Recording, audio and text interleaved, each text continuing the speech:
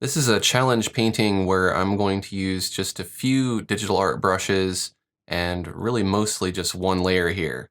So I'm going to go ahead and just block in some of this stuff from far away. Zooming out lets you create kind of a thumbnail painting. And so you can get a lot of the detail in there and you don't waste too much time on the very fine details, which need to come a little bit later. Now the brush I'm using here is called Waterline, and this creates kind of a flat palette knife effect that's in a horizontal orientation. It has a little bit of paper grain and it works really well for painting water. It also works okay for painting those rocks. And I'm going to switch to a particle brush that's called Dense Particle Leaves. This brush makes these really great fractal patterns and I can use them for distant foliage. I could even use it for moss and different growth on the rocks. So I think those are the major objects that I want to add. I'll go ahead and zoom in now and I can start elaborating on that detail a little bit more. I'm going to use the tree trunks grainy brush to create these tree trunks. This is a nice palette knife that has some paper grain. I'll just put in my main trunks here and I'll worry about the smaller branches a little bit later.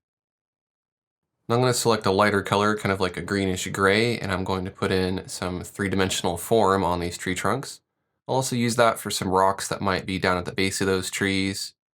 I'll switch to that darker color, that almost black that I'm using, and I'll just go ahead and sharpen up some of the details on the rocks. I'll add a few shadows to the rocks in the distance as well. Then I'm going to be going back and forth between that far zoomed out view and painting a little bit closer. I'm going to go ahead and blend here using diffuse blur and a few other blenders such as coarse oily blender and coarse oily blender speckle. I'm just trying to pull this water into perspective and make it look like it's flowing and contouring over things like rocks that are in the riverbed. You can also use it to break up some of those patterns in the different background elements such as the rocks and the foliage.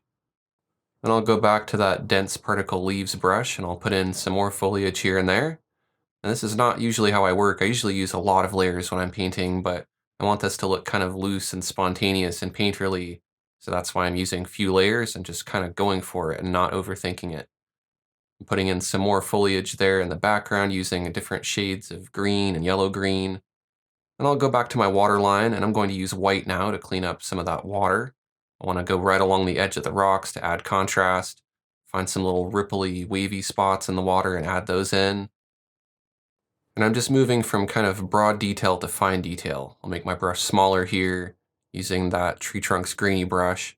I'll put in a few little details of leaves and different trunks in the background. Might clean up the details on the rocks a little bit more too. But I'm working from broad detail to fine detail. Let's have a log that fell in the water here, kind of at an angle like that. And I'll just continue adding different shades of green, different size brush strokes. Maybe add a water line in there near the base of that trunk. If this is your first time on this channel, make sure to click that subscribe button. I have a lot more landscape painting tutorials like this. Now I want to add in some lights to the background, so I'm going to use that dense particle leaves brush, and I'll use a very light blue so you can see a bit of the sky. And I'll add some yellows back there as well. The yellows are where the leaves in the background are catching the most light.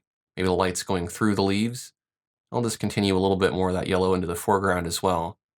Now I'll just bring some more branches in front of that background stuff. Since I'm only using one layer, I have to kind of work back and forth between the different planes here. But essentially I want the foreground to look like it's overlapping the background, and I don't want to get those mixed up. And the brush I'm using is just that tree trunks grainy brush, just at a smaller scale. I'll use my springy blender just to pull out some more details in the water. And I'll go back to tree trunks grainy. I might put in a little bit more of that seafoam green color in the water, maybe a little bit of the green from the trees as well. And then just blend it a bit more using coarse oily blender speckle, and then diffuse blur to soften it up. Now it looks like that water is moving. And I'll go in with my oily blender as well, and I might blend that up to give it a nice oily effect. This lets me kind of push or pull the paint, and so I can sculpt that water into any shape that I want. I think that's looking pretty good. I'm going to add a little bit of contrast with a lighter blue on this little rock sticking out of the water on the left. I'm working loosely from a reference photo just to get a feel for the general shapes and colors in the painting, but I'm really just making this up as I go along and just adding the details spontaneously. Let's add some gray rocks sticking out of this little area over here on the right. And I'm really just adding little by little. If I make something I don't like, I'll undo it or try to correct it. And just moving step by step, jumping around and not really trying to overthink it, but also try not to underthink it. I have my reference photo to guide me, but I can also use my imagination. And if I want an area to be brighter or have more contrast or have more detail, then I can add that in. Sometimes flipping your canvas horizontally gives you a fresh view of your canvas. Sometimes you might like it better flipped. Sometimes it might make you see mistakes. I'm going to have some more light peeking through the trees there using that dense particle leaves brush. And I'll use a small tree trunk's grainy brush just to put in a few little small leaf details here and there. I don't need to draw on every single leaf because most of them are implied, but it doesn't hurt to put in a few. I also put in a few little stones in the water there. I just want some smaller details since I've been mostly using bigger brushes. Blend a little bit again using coarse oily blender just to break up some of that detail. I don't want to overdo it though, so I'm going to be kind of conservative there with that. And I'm going to create a new layer on top of everything, set it to overlay, and fill it with kind of a seafoam green color. I'll reduce the opacity of that, and that gives me a nice tint over everything. Then I'll go ahead and add another layer on top of everything. I'll set it to screen. I'm going to use the glow brush, which is just kind of an airbrush that lightens everything, just to make some of these areas glow, like the white part of the water and the background where the light's peeking through the trees. If I reduce the opacity of that and zoom out, you can see it brightens it up quite a bit. I think I like that. I'm going to go through and just blend a little bit more on the water using diffuse blur to soften it up. I'll add some more foliage with the dense particle leaves down near the base of the trees and up in that canopy area. Then I can create kind of a vignette or lead the eye into the center of the canvas by adding some darker leaves up there in the corner in the foreground. I'll peek some more light through the trees there, and then go back in with a smaller, finer brush using tree trunks grainy to add in some more fine details. But basically the process here was just to evaluate the general shapes and colors in the image. I established that. I knew that I had that green strip up on top and the watercolor down on bottom, and then on top of that there were some dark lumps of these rocks or cliffs that are in the river. And everything else is just details built on top of those basic colors and forms. If I don't zoom too far in and I don't overthink the details, then I get this nice, loose, impressionistic style, and I can paint something that has quite a bit of detail in a very short period of time, just by capturing the essence of it. Overall, this took me maybe about an hour to do, and I completed it all in one sitting. So I'm just going to go ahead and add in the final details here.